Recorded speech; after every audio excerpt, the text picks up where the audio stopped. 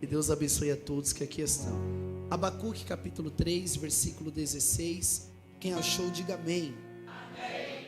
Ouvindo eu, o meu ventre se comoveu. A sua voz tremeram os meus lábios. Entrou a podridão nos meus ossos e estremeci dentro de mim.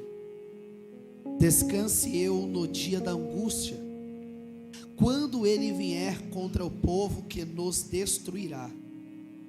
Porquanto, ainda que a figueira não floresça, nem haja fruto na videira, o produto da oliveira minta, e os campos não produzam mantimento, as ovelhas da malhada sejam arrebatadas e nos currais não haja vacas, todavia eu me alegrarei no Senhor, exultarei no Deus da minha salvação. Todavia eu me alegrarei no Senhor. Em quem? Se assente glorificando a Ele. Amém. Olhe para cá. O ministério profético, ele foi de suma importância dentro da estruturação e da construção da nação de Israel.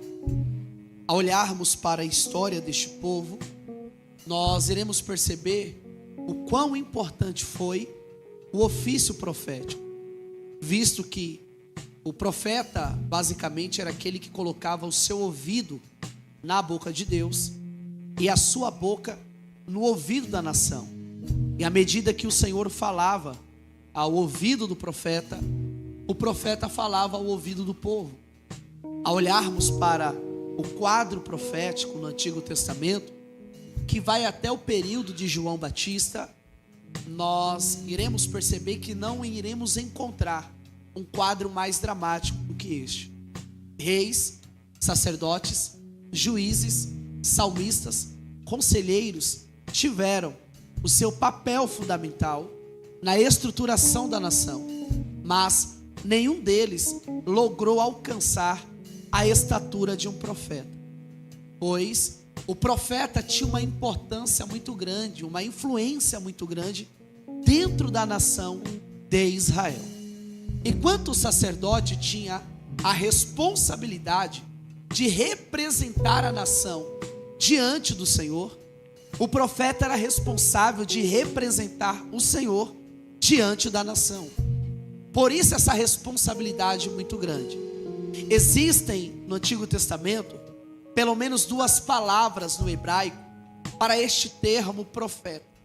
O primeiro é roe, que traz a ideia de vidente, dando a entender que o profeta basicamente era aquele que enxergava na dimensão espiritual e recebia de Deus a capacidade de enxergar as coisas na realidade que elas são, não podendo ser enganado pela aparência das coisas.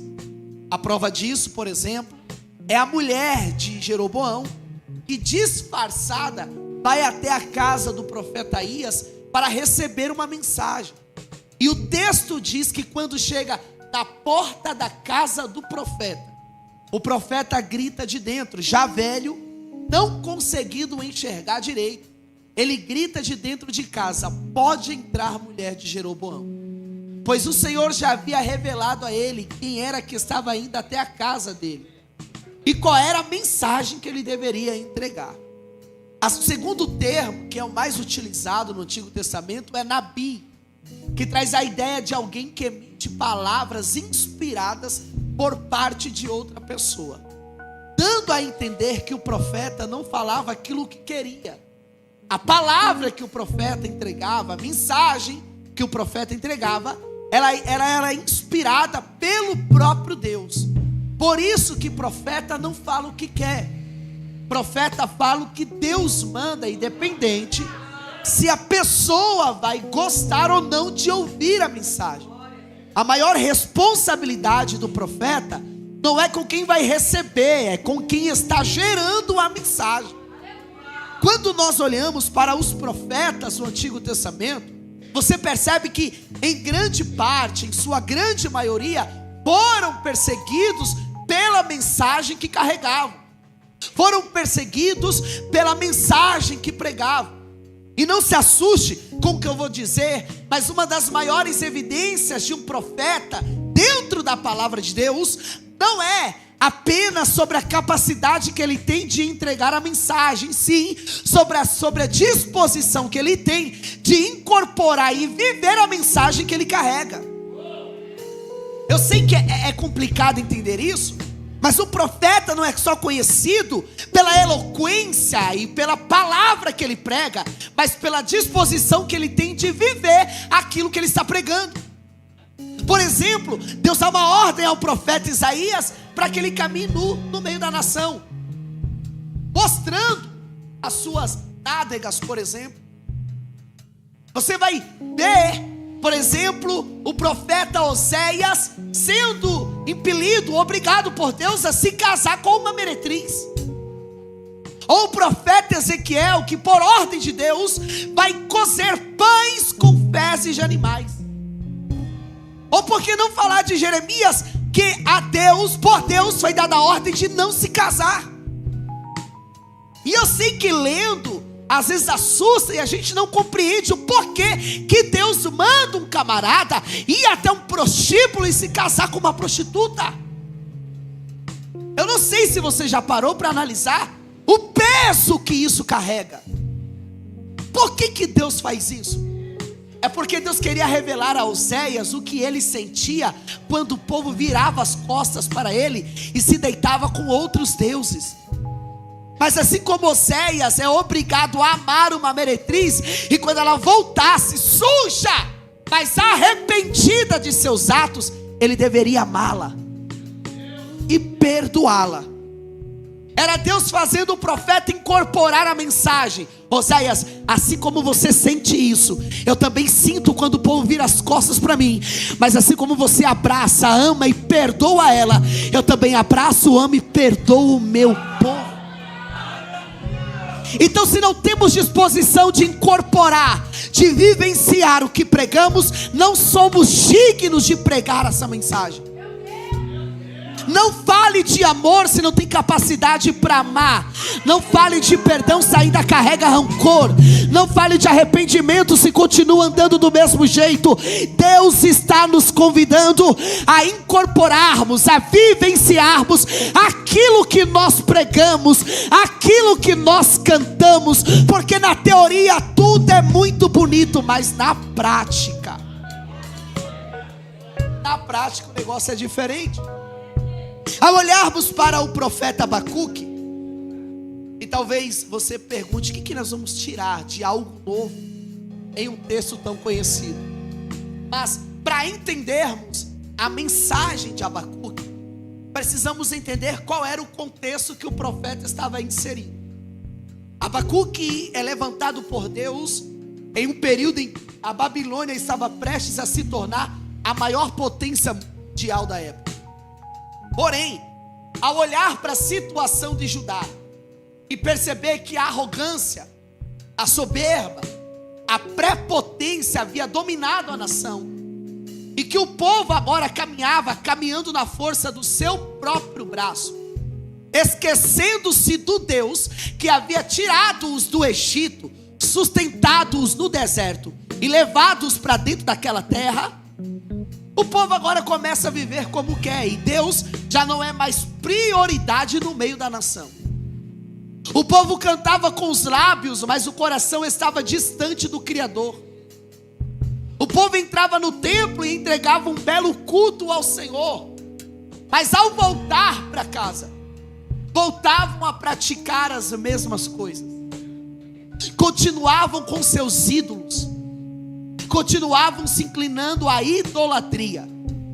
Ao olhar para a injustiça social, ao olhar para a apostasia espiritual, ao olhar para tudo que o povo está vivendo, Abacuque vai até Deus questioná-lo, indagá-lo. Para você entender o que o povo estava vivendo, sacerdotes estavam profanando o nome do Senhor. Profetas já não profetizavam mais o que Deus mandava. Juízes estavam vendendo as sentenças. O pobre ficando cada vez mais pobre, o rico ficando cada vez mais rico. É diante de tudo isso que o profeta não entende como Deus ainda não havia castigado aquele povo, como Deus ainda não havia repreendido aquele povo.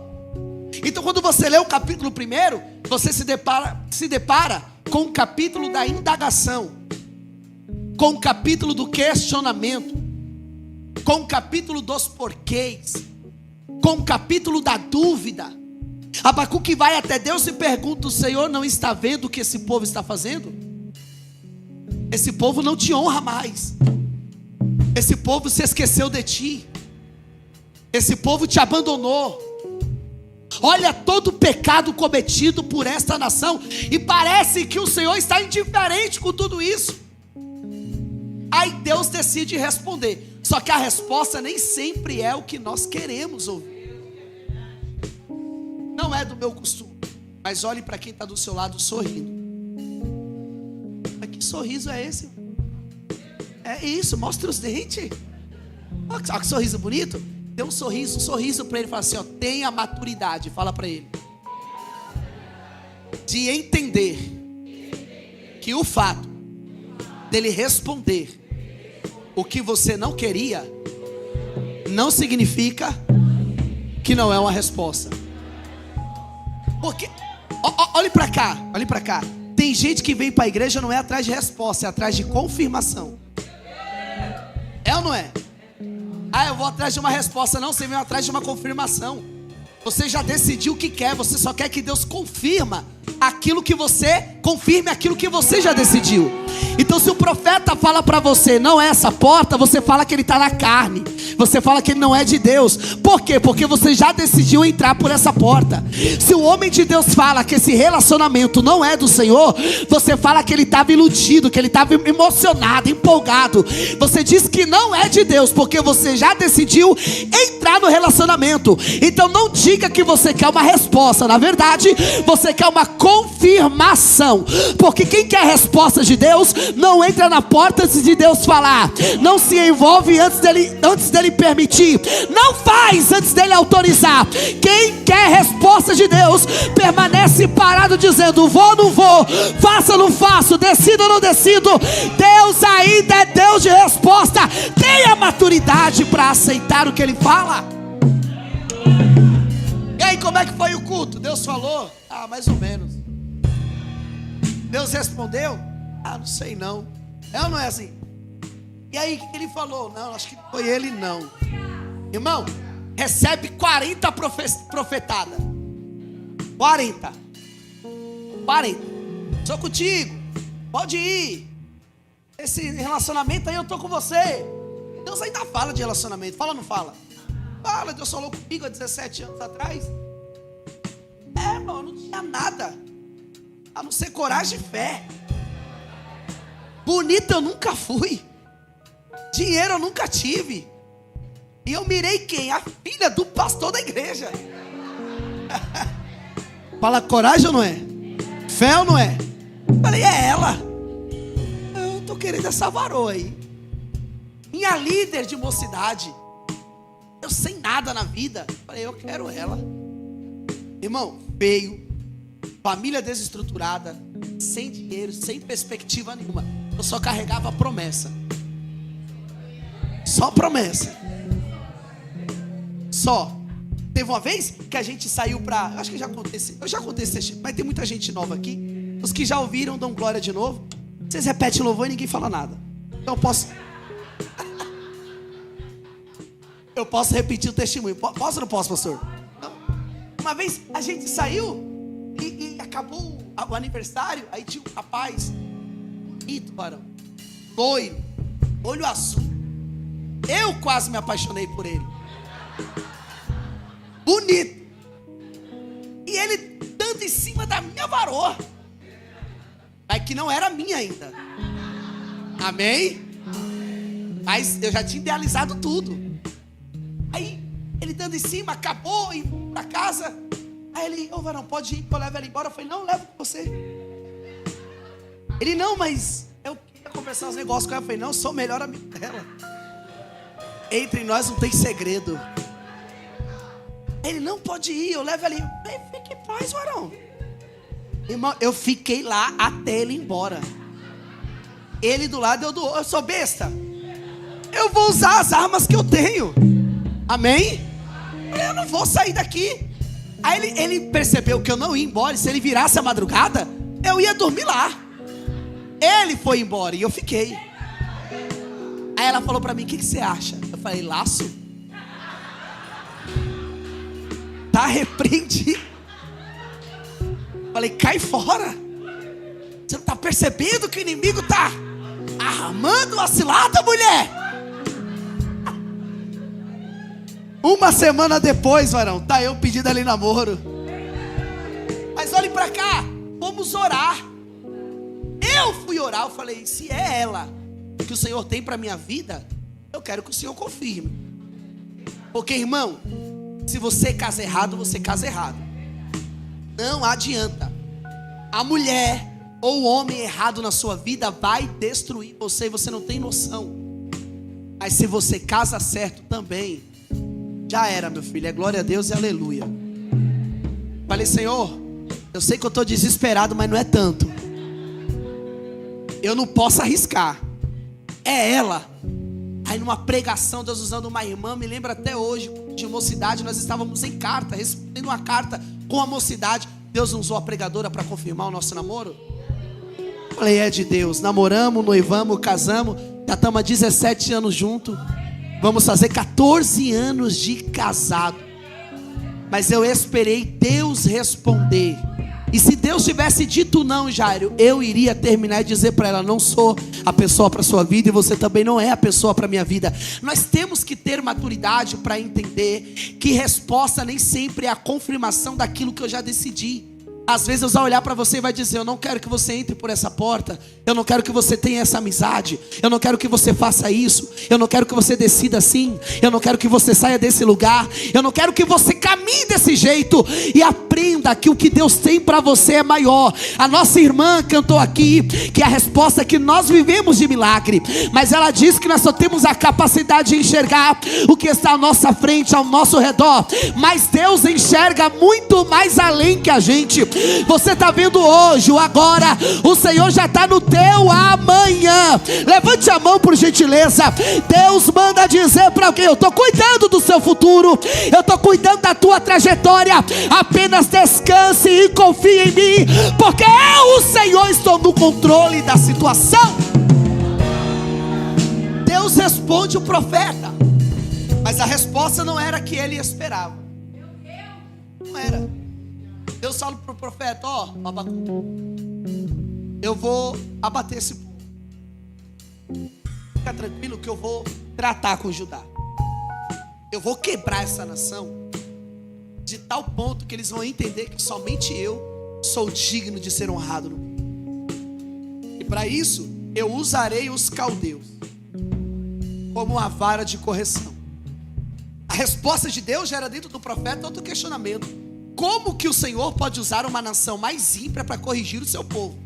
Porque o povo está ruim, mas a Babilônia está pior. Aí Deus responde o profeta dizendo: fica tranquilo, porque no tempo determinado por mim, eu vou abater os caldeus. Eu vou trazer esse povo para a minha presença de novo. E eu vou mostrar que eu sempre estive no controle de tudo, Abacuque. Parece que a resposta de Deus, por mais que não fosse as respostas que ele queria ouvir, gera nele fé. Ao lermos o capítulo 2 e o versículo 4 de Abacuque, capítulo 2, versículo 4, olha o que Abacuque vai dizer: eis que a sua alma se incha, não é reta nele, mas o justo pela sua fé viverá. O justo pela sua fé o quê? Ou o justo viverá pela fé. Outra tradução diz que por causa da fé do justo ele permanece vivo. Outra tradução vai dizer que o justo só está vivo por causa da sua fé. Outra vai dizer que pela fé dele ele permanecerá de pé. O que o Abacuque está expressando aqui?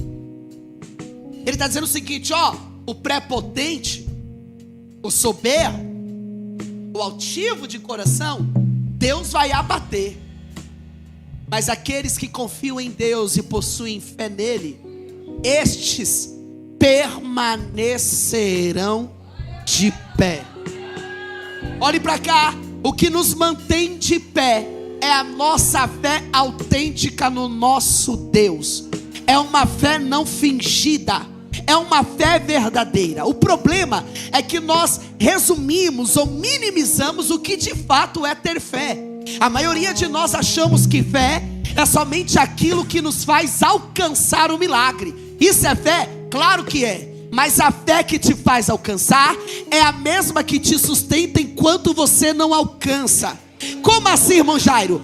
A fé que faz você acreditar que Ele abre porta, também te faz cantar com porta fechada. A fé que te faz crer que Ele é poderoso para curar você, também te faz cantar com doença no corpo. A fé que faz você acreditar que Ele é o dono do ouro e da prata, como foi citado aqui, e pode te prosperar, também te faz cantar sem nenhum tostão no bolso. A fé que faz você crer que Ele ainda realiza milagre, também faz você adorar quando não tem milagre acontecendo. A fé que fará você chegar, te sustentará enquanto você não chega. Por que que eles cantam? Por que que eles cultuam? Por que que eles adoram? Dando tudo errado, tudo de cabeça para baixo. Marido não quer saber de Deus, filho não quer saber de igreja. Como que esse povo continua de pé? E a resposta é que nós vivemos de fé. Milagre. Você é um milagre, meu irmão. Você é um milagre, minha irmã. Nós só estamos de pé por causa da fé que tem nos sustentado. Uma fé falsa em um Deus falso não te manteria de pé em todo esse processo. É apenas uma fé verdadeira em um Deus verdadeiro que nos fará sustentar qualquer processo. É passar por luta, é passando por prova, é enfrentando escassez, é enfrentando abandono, é enfrentando rejeição, é passando humilhação, é passando perseguição, e a gente continua cantando, a gente continua adorando por causa dessa fé que nós temos nele. Você acha que depender é fácil? Confiar é fácil? Ô irmão, o povo de Deus é o povo mais doido da face da terra. O crente é meio biru também, não é? Ô irmão, você der um microfone para cada um que está aqui, para dar um testemunho. Tem gente que vai dar testemunho aqui, você vai ficar de boca aberta. O irmão contando testemunho da filha, você viu? Estava aqui glorificando o Senhor. Se der um microfone para pessoas aqui, tem gente que vai contar coisas que fez no passado que você nunca imaginou. Mas é a fé que nos mantém vivo. João diz o seguinte: essa é a vitória que vence o mundo. O quê? A nossa o quê? Fé. A Bíblia diz que sem fé é impossível agradar o pastor Jonas. Não? Ele não? O pregador, os pastores que aqui estão, é quem? Irmão, dá para agradar a Deus sem uma voz bonita? Dá ou não dá? Dá para agradar a Deus sem dinheiro no bolso. Dá para agradar a Deus andando a pé. Dá para agradar a Deus doente. Só não dá para agradar a Deus sem fé. E não tem coisa pior do que ter alguém sem fé do teu lado. Você conhece gente sem fé? Olhe para cá. Eu não vim aqui esse ano ainda não, né, pastor? É a primeira vez esse ano, né? É, né? A última vez foi ano passado, não foi? Ou foi retrasado? Retrasado? Pastor Jonas, eu estava de banco, Barão. Já faz um ano já. Eu passei um processo esse final de ano. Para quem não sabe, eu faço aplicativo para complementar a renda. Só para complementar a renda. E Ano passado, eu passei um processo que eu tive que deixar a minha casa própria.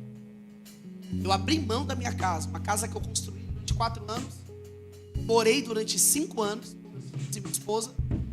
E devido ao alcoolismo do meu pai e da minha mãe, eu orei ao Senhor, eu falei: Deus, o Senhor sabe que meu desejo não era abandonar a minha casa. Eu gastei muito dinheiro, mas o Senhor sabe que eu também não quero que meus filhos vivam o que eu vivi na infância. Isso aqui não é um ambiente para mim criar os meus filhos. Por mais que eles tenham pais dentro de casa, mas ao redor eles não estão vendo tudo isso, ouvindo tudo isso. Eu fui orar ao Senhor, eu falei: fala comigo. Se o Senhor falar para mim, vai. Se o Senhor falar para mim, fica. Eu me lembro que era aniversário da avó da minha esposa. Ela foi com as crianças para casa da avó. Eu fiquei aquele em casa orando e estudando, porque eu iria ministrar à noite. Eu fiquei orando, estudando.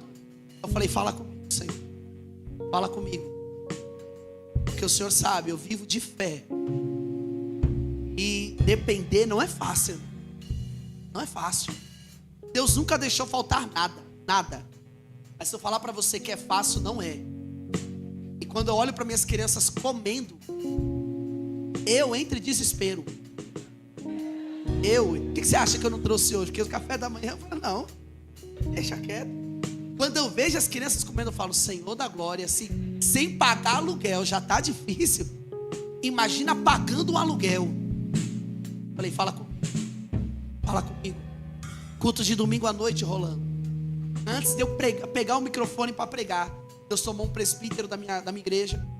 Ele pega o microfone diante de todo mundo e diz: assim diz o Senhor, pode ir, porque Deus está com você. Não tenha medo, porque Ele está no controle de tudo. É Ele quem cuida, é Ele quem sustenta, é Ele quem faz. Isso foi no domingo. Na semana a gente já viu uma casa. No outro dia já estava alugando a casa. Na mesma semana. Foi tão rápido, irmão. E um mês antes eu tinha dado um sonho para o irmão lá em Cajamar. O irmão disse assim: varão, eu sei que você tem casa, então eu acho que não seja casa, seja espiritual. Mas eu vou mostrar você dentro de um caminhão de mudança e indo embora. Como eu sei que você tem casa própria, eu acho que é uma mudança espiritual. Eu falei: amém. Só que não era. Era mudança mesmo. Tá eu e minha esposa agora pegando as nossas coisas, indo para uma casa de aluguel com uma casa própria. E alguém olhou para mim e falou assim: você vai deixar tudo isso para ir morar de aluguel? Vai pagar para morar? Eu falei: meu irmão, eu não estou pagando para morar de aluguel, eu estou pagando para ter paz. E nada compra a minha paz. Se eu tiver que abrir mão de um pedaço de terra, eu abro, não tem problema. Mas eu quero ter paz com a minha esposa e meus filhos. Isso foi em outubro, novembro, e a minha cabeça ficou bagunçada, irmão. Porque mesmo sabendo que Deus estava comigo, mesmo sabendo que Deus estava no controle, eu comecei a ter ansiedade, falar: meu Deus, como é que vai ser amanhã? Como é que vai ser mês que vem? Como é que vai ser daqui para frente? Se estava difícil comprar um carro, morando numa casa própria, imagine agora pagando aluguel. Se estava difícil às vezes manter a família numa casa própria, agora imagina pagando um aluguel. E aquela preocupação, aquele desespero. Até que eu fui pregar em um culto aqui do lado, no Horto Florestal, num feriado em novembro. Um frio, irmão.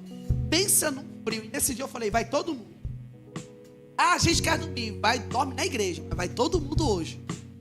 Foi eu, a esposa e as crianças. Irmão, eu acho que o pastor esqueceu de convidar a igreja. Porque só estava o pastor, a família, alguns irmãos de fora, eu e minha esposa e as crianças. Rapaz, será que a gente foi para a igreja errada? É aquele difícil. Aí sabe quando dá um arrependimento? Você fala assim: meu Deus, eu deveria ter deixado todo mundo dormindo mesmo. O que eu estou fazendo aqui? E eu era o pregador. Eu já fiquei mais desesperado ainda. Eu falei: meu Deus, o que eu vou pregar para esse povo? Aí deram uma oportunidade para uma irmã, uma senhora, cabelo grisalho. Parece aquela irmã que está ali no fundo ali. Sabe essas irmãs que o diabo olha e fala assim: você é louco, compensa. Se tem uma, ele já fica desesperado. Se ele vê duas, eu já contei umas 4 aqui. Ele passa na rua de baixo. Ele fala: não, passar ali é morte. Ah, essas irmãs de guerra. O testemunho mais simples que a irmã deu foi do marido dela que Deus havia ressuscitado. Só pra você ter noção. Falei, ele tá aí, ó, levanta a mão aí. Ele levantou, eu falei, olha Lázaro ali, ó. Essa mulher veio até mim, colocou, não sabia de nada, colocou a mão no meu ombro e disse assim, tá temendo por quê? Eu já deixei faltar alguma coisa na sua mesa? Sou eu que calço, sou eu que visto, sou eu que sustento. Eu ainda estou no controle da tua história. Eu não te abandono. E começou, irmão. Aí eu chorava, a esposa chorava, as crianças também sem entender choraram também. Todo mundo chorou. Só que ela falou o seguinte: eu tenho uma grande providência para vocês, uma grande surpresa, mas um vento vai soprar, vai bater. Quem já ouviu profecia assim? Profeta quando fala de vento, irmão, eu sei que essa mulher alugou um triplex na minha cabeça. Eu ia dormir, eu sonhava com ela, varão. Eu sonhava com vento, eu pensava em vento, eu falava, meu Deus, e o vento? Tem surpresa, mas tem vento, tem surpresa, mas tem vento, tem surpresa, mas tem vento. Isso foi em novembro. Em dezembro, a última ministração do ano de 2024, dia 13 de dezembro, foi Salmo 23, o Senhor é meu pastor, nada me faltará. Eu preguei na minha igreja essa mensagem, Deus mudou a mensagem meia hora antes do culto. Eu já tenho uma mensagem pronta, Deus falou, você vai pregar o Salmo 23. E eu sem entender nada, e não imaginava que eu estava pregando para mim. Dia 24 de dezembro, fazendo aplicativo, uma corrida toca aqui da Imirim pro Vista Alegre. E a corrida boa, irmão, valor bom, casal. Aí eu meio que fiquei meio assim. Mas sabe quando a ganância fala mais alto? De boa, ele é magrinho, qualquer coisa eu grudo ele aqui. Dá certo. Era uma emboscada. Eles pediram a corrida. Quando eu cheguei no final da corrida, já tinha uma quadrilha me esperando. 3 camaradas armados. Quando eu olhei para o lado, a arma já estava na minha cara. Um deles falou, pula para trás. Quando ele falou, pula para trás, eu falei, meu Deus, tem misericórdia de mim. Porque roubar, assaltar, levar carro é uma coisa. Agora quando fala pula para trás, irmão, eu falei, e agora, Senhor? Me levaram para um cativeiro. Isso era quase 7 horas da noite. Eu fiquei durante 4 horas dentro desse cativeiro.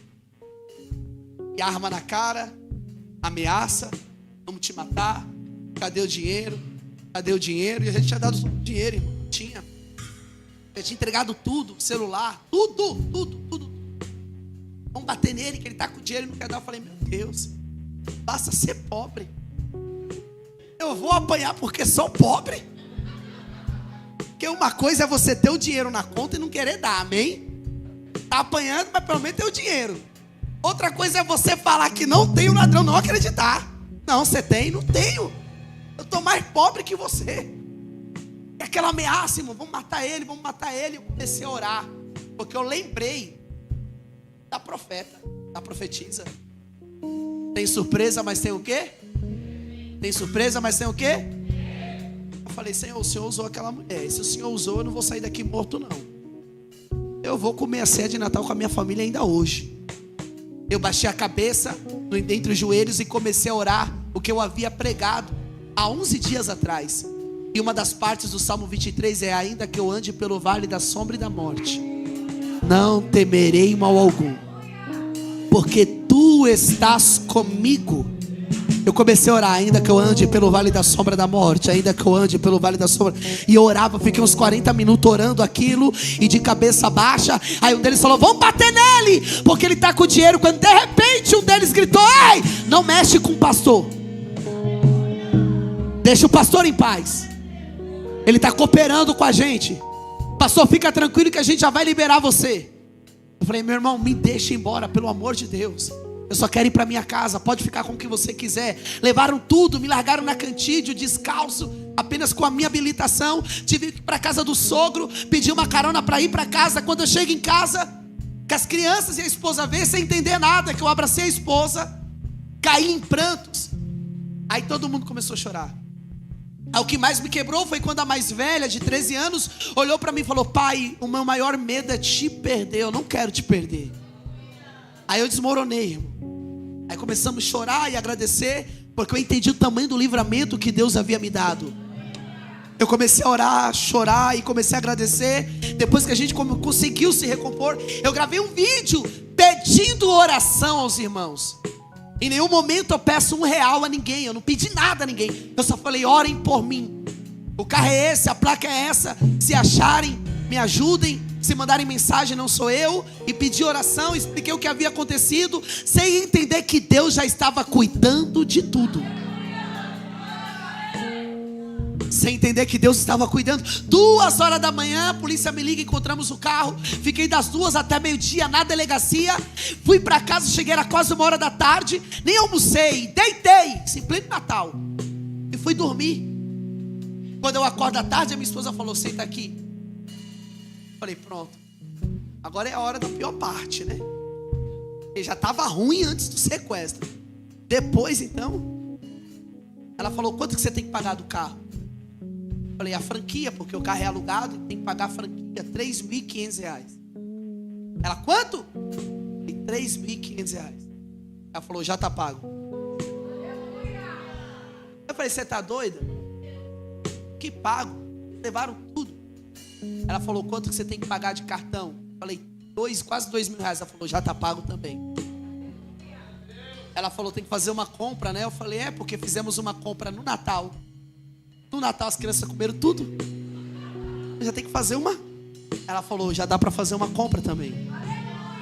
Ela falou: faz o seguinte, quanto que a gente tem de dívida para pagar mês que vem? Eu falei: como assim? Ela falou: soma todas as dívidas do mês de janeiro. Batemos, irmãos. Ela falou: é tanto, né? Eu falei: ela falou: já está pago também. Sem nós sabermos, um casal viu toda a situação e pediu uma foto para ela e começou a fazer uma vaquinha online na internet, sem nós pedirmos nada. E começou a cair pix na nossa conta, irmãos, de gente que nós nem esperávamos, porque teve uma propagação tão grande, tão grande, tão grande, que gente de Minas Gerais, Bahia, Espírito Santo, até fora do país fizeram pix. Em 5 dias caiu mais de R$30.000 na conta. Jesus enviou socorro. Jesus enviou a provisão. Eles levaram 2 celulares. Jesus mandou 4 celulares na porta de casa, porque Ele é dono do ouro e da prata, como já foi dito aqui essa manhã. Olhe para cá, ficamos 3 meses mais ou menos andando a pé e sem carro. 3 meses depois, estávamos entrando dentro de uma concessionária, dando entrada no nosso carro próprio, do jeito que nós queríamos, uma Spin para caber a família inteira, porque Ele ainda é Deus de surpresa. Levante a mão, levante a mão. Eu estou pregando o que eu vivo aqui esta manhã. Você tem que viver por fé. E o Deus que diz que iria cuidar, o Deus que diz que iria prover, o Deus que falou que iria fazer, Ele ainda é poderoso para fazer o que você não faz. Apenas descanse teu coração. Fé. Foi fácil, irmão Jair? Claro que não. Mas é fé. Deus poderia ter feito sem eu passar por aquilo? Claro que Ele poderia, Ele é Deus. Sim ou não? Sim ou não? Mas quem somos nós para indagarmos a forma que Deus trabalha, o jeito que Deus trabalha? Quem somos nós para compreendermos a maneira que o Senhor opera? É isso que nós precisamos entender, que uma fé fingida não irá nos manter de pé. Apenas uma fé verdadeira em um Deus verdadeiro, que irá nos sustentar diante da presença dEle. Ele cuida. Esses dias eu fui pregar numa igreja. Eu levei os cones, eu falei, cheguei na igreja, eu vi a quantidade de pessoas, pastora. Eu falei: meu Deus, se eu vender 10 cones vai ser muito. Para vender 10 eu vou ter que comprar pelo menos uns 4. Ora, Senhor, o Senhor sabe do que eu estou precisando. Só que, irmão, não tem essa. Se tiver 2 pessoas, eu vou pregar como se eu estivesse pregando para 1 milhão. Eu não mudo mensagem por causa de público. Eu não mudo a forma de pregar. Do jeito que eu prego aqui, eu prego em qualquer outro lugar. Eu não tenho problema com isso. Preguei, irmão, como se fosse a última mensagem. E dei lugar. Vendi 4 pôneis. E dei glória a Deus. Falei amém. Fui para casa. Aí na hora que eu desci, o pastor falou: irmão, tem uma oferta para te abençoar. Eu falei amém, pastor. Deus abençoe. Quando eu pisei no condomínio em casa, quando eu entrei, que eu abri o portão do condomínio, que eu entrei, ainda estava sem o carro, caiu um pix na minha conta. Aí pobre, irmão, eu não sei se você é pobre, eu sou pobre. Pobre fica desconfiado de tudo. Fica ou não fica? É errado, é ou não é? Fizeram o pix errado ou é golpe. Porque tem um golpe do pix agora, sabia? Faz o pix, aí pede para você refazer, depois entra em contato com o banco, você fica no prejuízo. Quando eu vi o valor que caiu, eu falei assim: mas deram um pix errado mesmo. Aí a pessoa logo em seguida mandou mensagem: Pai do Senhor. Eu falei: Pai do Senhor. Só que eu tinha visto o nome no comprovante e vi o nome da pessoa. Eu falei: é do pix, né? Ela é. Eu falei: você fez errado, passa seu pix que eu faço de volta. Ela falou: não, meu irmão, eu sou o irmão fulano aqui de Santo André. Eu falei: eu estava aqui em casa e Deus falou comigo: paga o aluguel do meu servo. Eu falei: como assim? Ele falou: Deus mandou eu pagar seu aluguel. E não se assustem, o valor caiu na conta, era o valor exato do aluguel. Você tem noção que Deus faz isso? Quem crê que Deus ainda faz? Eu tenho mais 3 minutos para me encerrar. Quem quer que eu encerre, diga amém. Você viu, pastor? Eu vou encerrar depois desse amém. Eu peguei todo mundo de surpresa agora, né? Eu já vou encerrar, amém? Olhe para cá. Quando nós olhamos para o profeta Abacuque, nós compreendemos que de fato Deus havia dito que iria destruir tudo. Vamos lá. A maioria das vezes o que nos faz cantar, adorar e servir a Deus é a esperança e a expectativa de que Ele fará algo por nós. Amém? Irmão, eu posso usar posso, pastor? Termo periférico? Não mete louco aqui não, irmão. Aí eu canto a Ele só daquilo que Ele é. Não, para. A maioria de nós estamos na presença dEle, na esperança de que Deus fará algo por nós. Ele vai salvar nossa casa, amém? Vai cuidar do nosso futuro, vai prover, vai fazer. Só que a pergunta que não quer calar é: se Deus dissesse para você que não abriria a porta, se Deus dissesse para você que não vai te curar dessa enfermidade, se Deus dissesse: serva, não vou salvar teu marido, não vou libertar teu filho, tu não vai fazer aquela faculdade, tu não vai ter o emprego dos teus sonhos, não vou dar a casa que você tanto ora, não vou dar o carro que você tanto espera. A pergunta que não quer calar é: você adoraria Ele do mesmo jeito? Porque é isso que Abacuque está ensinando a gente. Ele vai dizer o seguinte: porquanto, põe no versículo 17, meu irmão, por favor, Abacuque 3:17. Quero ler com vocês. Porquanto, ainda que a figueira não, ainda que não haja fruto o produto da oliveira, os campos não produzam, as ovelhas amalhadas sejam, e no currais não haja mais, todavia, eu me alegrarei.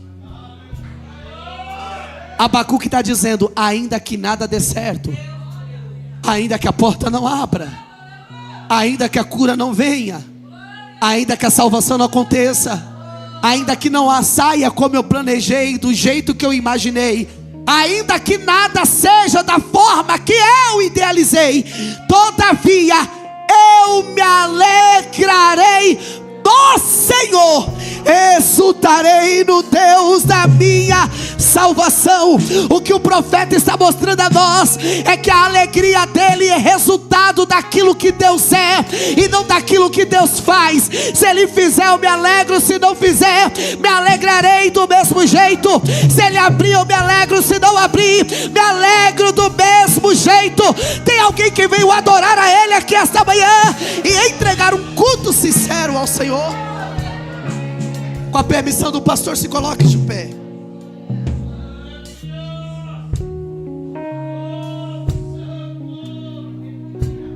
Eu me alegrarei. Vamos lá. O versículo aqui, ele está no singular ou no plural? Singular. Se fosse no plural, como é que ele deveria estar? Nós nos alegraremos. Só que ele diz: eu me alegrarei. Porque isso aqui é uma decisão pessoal. Eu não posso decidir pelo pastor Jonas. Eu não posso decidir pela pastora Gisele. Eu não posso decidir por você. Eu posso decidir por mim. Sabe o que Abacuque está dizendo? Eu não sei o da direita, eu não sei o da esquerda, eu não sei meu pai, eu não sei minha mãe, meus irmãos, não sei se ele tinha, eu não sei meus amigos. Eu sei de mim. Eu sei que eu, Abacuque, me alegrarei no Senhor. Ainda que todos te abandonem, ainda que todos te rejeitem, ainda que todos desistam, eu me alegrarei no Senhor. Coloque a mão no seu coração. Coloque a mão. Nós cantamos e na maioria das vezes não temos disposição para viver o que a gente canta. Uma fé teórica é muito fácil, uma fé praticada que é difícil. Sim ou não? É no dia a dia que nós demonstramos se temos uma verdadeira fé. É no dia a dia, com os nossos atos, que revelamos a Deus quem de fato nós somos. Quem é você quando tudo dá errado? Quem é você quando tudo sai ao contrário daquilo que você programou? Quem é você quando você não está no controle? Quem é você quando os teus sonhos não se realizam? Fecha os teus olhos. Eu quero que você comece a orar agora.